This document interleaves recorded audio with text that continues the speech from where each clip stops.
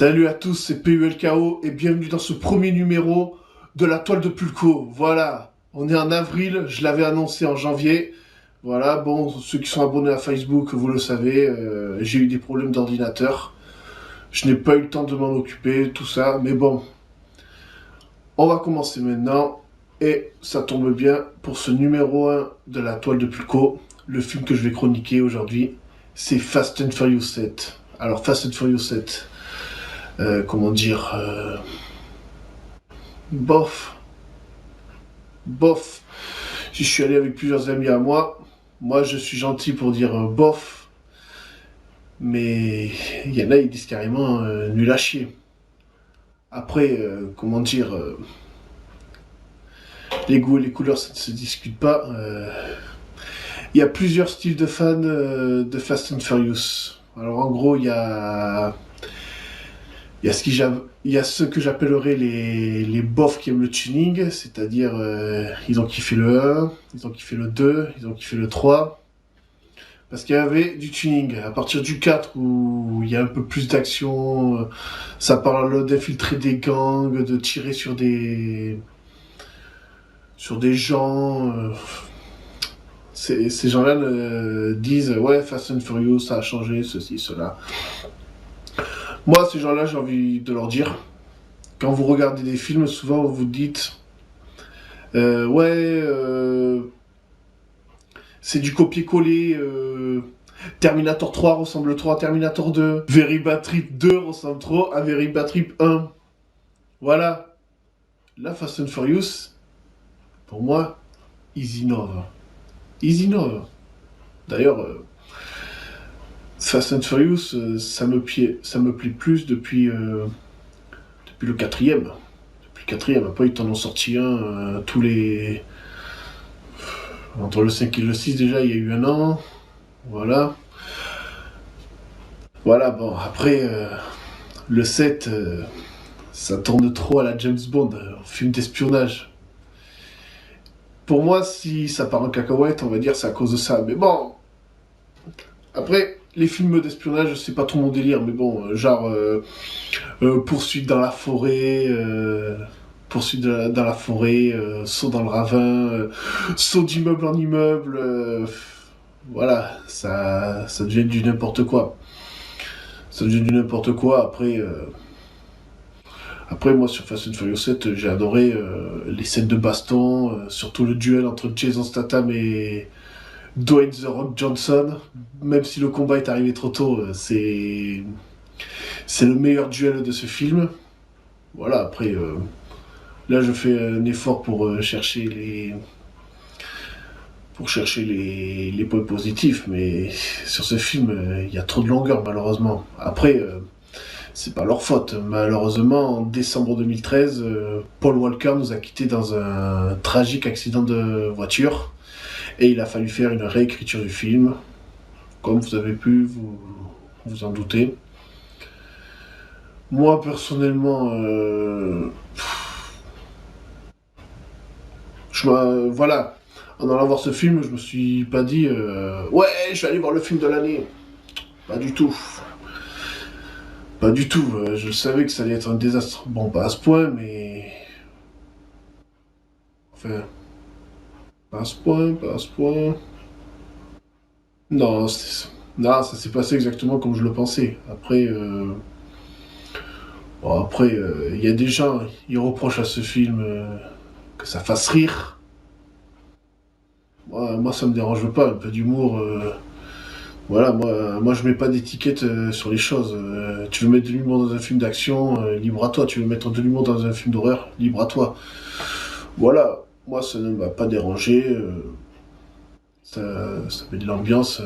C'est comme il y en a, ils m'ont dit Man of Steel, je l'aime bien parce qu'il n'y a pas d'humour. Justement, Man of Steel, il n'y a pas trop d'humour. Man of Steel est une daube pour moi. Mais ce n'est pas ce film que je vais chroniquer aujourd'hui. Je vais rester sur Fast and Furious 7. Voilà, voilà, le film. Je suis allé le voir. Alors, en théorie, là, on est le 4 avril, il est minuit 46. Je suis allé voir le film à 21h43, 45 du du 3 avril, voilà. En gros, pour t'expliquer, je sors tout juste du cinéma. D'ailleurs, dédicace à mon pote Issène qui dit ouais, tu vas pas le chroniquer maintenant. Eh ben si, tant qu'il est frais dans ma tête, je vais le chroniquer de suite. Voilà, il y a mon pote Nico qui dit on va faire voler les voitures. Ouais, parce que dans ce film, il y a beaucoup de vols de voitures. Voilà. Attends, qu'est-ce qu'ils font? Ah ouais, ils essayent de traquer les méchants avec des trucs d'espionnage. Voilà. Après, les films d'espionnage, c'est pas mon délire. C'est pas mon délire, mais bon, c'est... Bah, ils ont cassé le truc, je trouve. C'est une bonne saga Fast and Furious, mais ils ont cassé le truc. Mais bon, le truc qu'on peut pas leur reprocher, c'est de faire du copier-coller. Tu regardes n'importe quel film Fast and Furious, aucun film ne se ressemble. Voilà, c'est une qualité que je mets à ces films. Voilà. Alors pour finir, je vais mettre la note. Même s'il y a de bonnes bagarres, de bonnes répliques, un bel hommage à Paul Walker à la fin du film. Je ne vais pas en dire plus parce que ça serait du spoil. D'ailleurs, comme je l'ai mis au début de la vidéo, il y a écrit que si vous n'avez pas vu le film, ne regardez pas cette vidéo. Voilà, j'avais prévu qu'il y avait du spoil. Voilà, mais bon, je ne vais pas trop en dire. Tout ce que je peux dire, c'est qu'à la fin, il y a un bel hommage pour Paul Walker. Et ça, c'est une bonne chose. Voilà. Mais bon, maintenant, mon verdict va tomber. La note que je mets à ce film est de 4 sur 10. 4 sur 10. Je voulais mettre 2,5. Je voulais mettre 2,5 à cause des longueurs. Oh putain, un moment, t'as une scène où... Je sais pas... où Jason Statham et Vin Diesel se foncent dessus avec les voitures. Allez, t'as des espèces d'agents de la CIA qui arrivent, et c'est à partir de là que le film il part en couille. Après, la boucle est bouclée avec Tokyo Drift, parce que je sais pas à quoi ils ont joué. Enfin, à quoi ils ont joué.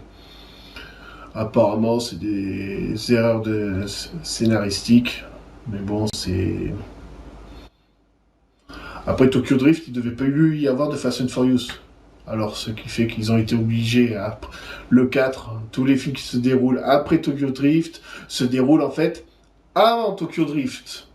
Voilà. Mais bon, dans ce film, ils ont bouclé la boucle. Pour les fans de tuning japonais, certains vont être satisfaits, certains non. Voilà. Après, moi, tout ce qui est bagnole, je t'avoue, je n'y connais rien. Je n'y connais rien, c'est pas ma spécialité. Moi, ce que je kiffe, c'est les Ferrari, les Lamborghini. Allez, même si je roule en italienne, attention, Fiat Punto. Et ouais, tu peux la chercher, la C3, tu la trouveras plus, je l'ai explosé. Voilà, bon, maintenant, on va passer aux dédicaces. Alors, j'avais dit que je faisais des dédicaces aux gens qui me le demandaient. Alors le problème, c'est qu'avec cette panne d'ordinateur, j'ai perdu la liste. Donc je vais dédicacer que 2 personnes cette fois-ci. Voilà. Ceux à qui j'ai promis des dédicaces ou ceux qui l'ont déjà demandé, je vous invite à le refaire car malheureusement, je les ai perdus en route. Alors je dédicace Simon Lacabra, qui connaît la personne qui m'a fait le nouveau logo de l'Arsenal 187. Et je dédicace Clément de Lyon qui attendait sa dédicace avec impatience. Voilà. Voilà, c'est pas contre vous, mais bon, des vidéos, j'ai pas tout le temps d'en faire. Voilà. Sur ce, ciao. À la prochaine dans la toile de Pulco.